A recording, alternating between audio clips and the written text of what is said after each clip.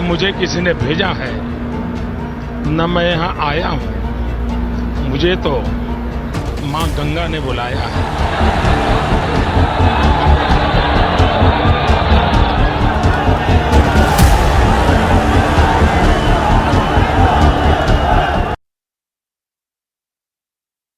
नरेंद्र मोदी तीसरी बार लोकसभा चुनाव में अपना नॉमिनेशन फाइल करने के लिए पहुंचे हैं। आज वाराणसी पहुंच जाएंगे और प्रधानमंत्री नरेंद्र मोदी कल अपना नामांकन दाखिल करेंगे। लेकिन उससे पहले आज शाम को 6 किलोमीटर लंबा रोड शो होगा। नामांकन की पूर्व संध्या पर बीएचयू से विश्वनाथ धाम तक रोड शो हो रहा है।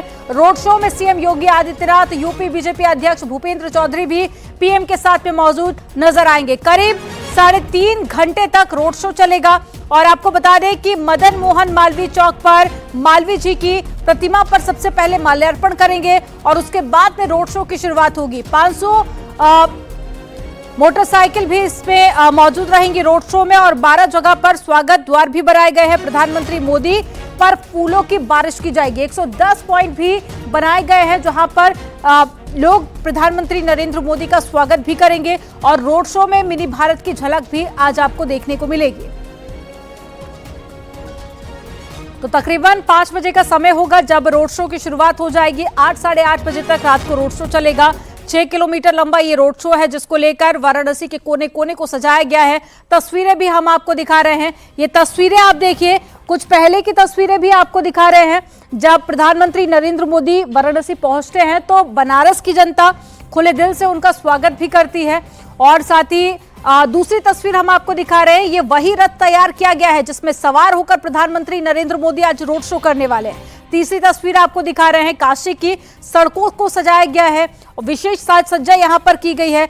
भगवामय पूरी वाराणसी इस वक्त नजर आ रही है। चौथी तस्वीर आपको दिखा रहे हैं, ये पहले के नामांकन की तस्वीरें हैं, लेकिन कल भी आप कुछ ऐसी ही तस्वीरें देखेंगे जब बनारस के कलेक्ट्रेट पहुंचेंगे प्रधानमंत्री और अपना नॉमिनेशन फाइल करेंगे।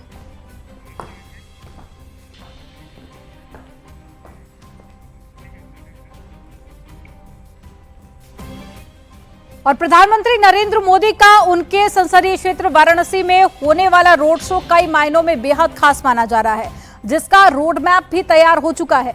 आपको ग्राफिक्स के जरिए आप दिखा रहे हैं। लंका गेट से प्रधानमंत्री मोदी के रोड शो की शुरुआत हो जाएगी और जिसका पहला पड़ाव होगा महामना मूर्ति। यहां से प्रधानमंत्री मोदी का काफिला 80 घाट तक पहुंचेगा और उसके बाद में सोनारपुरा के लिए काफिला आगे बढ़ेगा और उसके बाद में प्रधानमंत्री मोदी का रोड शो जंगमबाड़ी पहुंचेगा और यहां बीजेपी के कार्यकर्ता उनका फूलों की माला से स्वागत करेंगे। और फिर पीएम मोदी का काफिला गोदोलिया पहुंचेगा। यहां वो जनता का अभिवादन करेंगे और यहां से आगे बढ़ने के बाद में अगला पड़ाव होगा बांस फाटक और फिर पीएम मोदी रोड शो करते हुए काशी विश्वनाथ मंदिर पहुंच जाएंगे और मंदिर में पहुंचकर उनका पूजा अर्चना करने का भी कार्यक्रम है।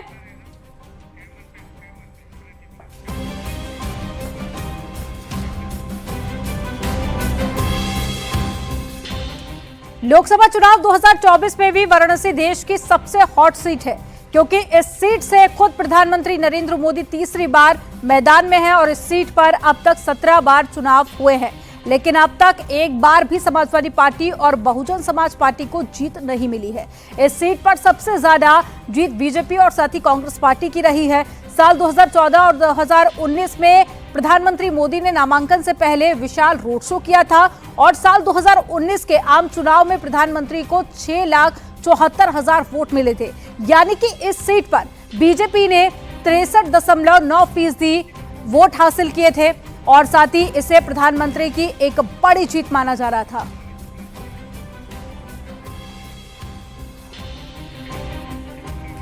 और कुछ खास मेहमान हमारे साथ में जुड़ गए हैं। मनीष शुक्ला जुड़ गए हैं, बीजेपी से प्रवक्ता है, बहुत स्वागत है आपका। धर्मेंद्र यादव प्रवक्ता है समाजवादी पार्टी से और सौरभ दुबे जी जुड़ गए हमारे साथ में, राजनीतिक विश्लेषक है। आप सभी का बहुत स्वागत है। शुरुआत में मनीष शुक्ला जी के साथ में करूंगी। मनीष जी, 2 तस्वीरें आज दिन भर की कह सकते हैं ब्रेकिंग बनी हुई है। एक तरफ हम देख रहे हैं लोग वोट कास्ट करने के लिए पहुंच रहे हैं, दूसरी तस्वीर अब बनारस की सामने आ रही है जहां पर पूरी तैयारी हो चुकी है, इंतजार है प्रधानमंत्री नरेंद्र मोदी का। देखिए, सर्वप्रथम तो DJ18 यूपी के दर्शकों से, जो व्यूवर्स हैं, उनसे अपील है कि लोकतंत्र के इस महोत्सव में भाग लें, अपना मतदान करें। और निश्चित रूप से काशी में कल आज शाम को माननीय प्रधानमंत्री जी आने वाले हैं, नरेंद्र मोदी जी। काशी की जनता वहां इंतजार कर रही है कि उनके जो सांसद हैं स्थानीय, देश के जो सचिव प्रधानमंत्री हैं, जिन्होंने पूरे काशी का ही नहीं पूरे देश का स्वरूप बदला है, और काशी में जो पुरानी विरासत को बचाते हुए, पुरातन को बचाते हुए जो नूतन प्रयोग किए गए हैं, जिसके नाते से वहां का जीवन सुगम हुआ है, वहां की जो विरासत बचाया है, जिस तरीके से विश्वनाथ कॉरिडोर का निर्माण हुआ है, तमाम जगहों पे जो बदलाव आए हैं, उसके नाते से जनता अपने लाडले को तीसरी बार चुनने के लिए बेताब है। आज रोड शो के माध्यम से थोड़ी देर पहले अजय राय जो कि कांग्रेस पार्टी के नेता है, उनकी तरफ से एक स्टेटमेंट आया। उन्होंने कहा कि ड्रोन के जरिए तस्वीरें शूट की जाती है और उसे ही बनारस का विकास बता दिया जाता है। देखिए, अजय राय जी का बयान, चूंकि वो प्रत्याशी हैं कांग्रेस के इंडी गठबंधन के, तो उनके बयान पे हम आपको विश्वास करें और हमारे भी बयान पे आप विश्वास मत करिए। न्यूज 18 का कैमरा वो तो सत्य बताएगा। वो जब घाटों पे जाएगा और 26 मई 2014 के न्यूज पहले 18 का कैमरा तो सारे ही सच दिखा रहे हैं ना। हम तो वो तस्वीरें भी दिखा रहे हैं जहां पर लोग बोल रहे हैं कि बनारस में विकास हुआ। हमने वो तस्वीरें भी दिखाई जहां पर जनता मतदान करने के लिए नहीं पहुंच रही है। वो कह रही कि मूलभूत सुविधाएं हम तक नहीं पहुंच पाई है। आप बात कर रहे हैं विकास की। मैं कह रहा हूँ कि आप मनीष शुक्ला की बात पे भी विश्वास मत करिए, राहुल गांधी की बात पे विश्वास मत करिए। 26 मई 2014 के पहले बनारस की जो तस्वीर है, जो वीडियोस हो वो दिखा दीजिए, और आज का वीडियो दिखा दीजिए, या जो इस समय के वीडियो दिखा दीजिए, तो जनता तुरंत समझ जाएगी। आप एयरपोर्ट से उतरिए, चाहे बाबतपुर से चले जाइए बनारस, चाहे प्रयाग के रास्ते से बनारस चले जाइए, चाहे मुगल सराय के रास्ते से बनारस चले जाइए, तो आमूलचूल परिवर्तन नजर आता है।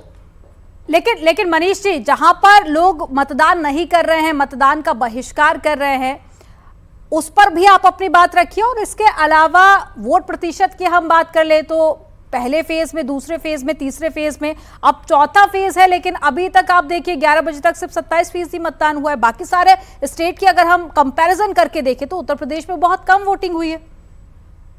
देखिए, निश्चित रूप से मतदान में सबको भाग लेना चाहिए, ये कर्तव्य भी है, दायित्व भी है, मतदाताओं को लेना चाहिए। लेकिन एक बात समझना पड़ेगा कि जिस तरीके से उत्तर प्रदेश में विपक्ष धराशायी है, नेताओं में हताशा है, और जिस तरीके से जहां से राहुल और अखिलेश लड़ रहे हैं वहां से भी उनको हताशा मिल रही है, इसके नाते से उनके मतदाताओं में उत्साह नहीं है। ये तो भारतीय जनता पार्टी के बूथ स्तर तक वर्कर लगे हैं, चुनाव आयोग लगा है, तो मतदाता निकल रहे हैं वोट देने के लिए, और विपक्ष को जो वोट देने वाले सर, मैं लौटूंगी आपके पास में। धर्मेंद्र यादव जी के पास में चलते हैं। धर्मेंद्र जी, बीजेपी कह रही है 80 में से 80 सीटें हम जीतेंगे। आज 13 सीटों पर मतदान है, वो कह रहे हैं 13 की 13 सीटें हमारी हैं। समाजवादी पार्टी खुद को कहां देख रही है? भारतीय जनता पार्टी का शीर्ष नेतृत्व से लेकर के सारे लोग झूठ बोलने में पीएचडी हासिल कर चुके हैं। अगर हम किसानों की आय दोगुनी करने की बात करें तो भारतीय जनता पार्टी के नेताओं ने बोला था, तो उनकी बात पे आप मत जाइए। मैं आपको 2 उदाहरण बताऊंगा। अभी पिछली बार जो कन्नौज में माननीय प्रधानमंत्री जी का रोड शो हुआ था, उसमें उस जिले के जो कार्यकर्त्री हैं, आंगनबाड़ी हैं, जो आशा के कार्यकर्ता हैं, उनको जो उनकी परंपरागत जो यूनिफॉर्म था उसे बंद करके आपको एक नॉर्मल साड़ी पहन के इनके रोड शो में भाग लेना था।